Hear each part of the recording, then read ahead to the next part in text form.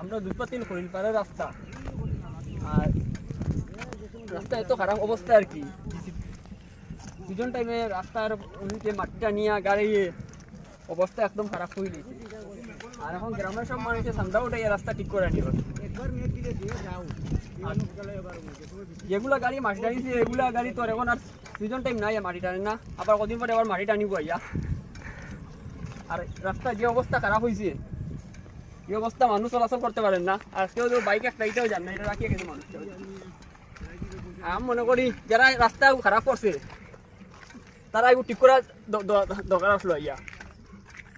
এই গ্রামের মানুষের ঠিক করার কোনো তো দরকার নাই, যারা মাটি টানিছে তারা ঠিক করে দরকার আসলো। আজকে দেলোয়ারে সান্দা উঠাইয়া আজকে হরিলপাড় আর আমরা মণিপুরি গ্রাম থেকে উঠাইয়া ঠাকুরদা লগে আছে আরো মানুষ আসলে 2-4 জন তারা লাগাইয়া রাস্তা ঠিক করা নিও। আর এটা আগামীতে এইটা আমরা সব গ্রামের মানুষ মিলিয়ে এটা বন্ধ করবো। এই রাস্তা থেকে কোনো জেসিপি টিপ্পার চলাচল করতে পারতো না, রাস্তা থেকে মাটি টানতে পারতো না।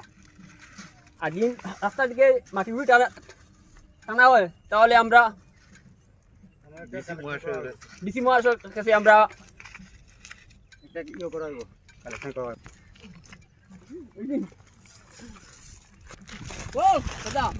রাস্তার আরাম কই আবার লাগি হইতাম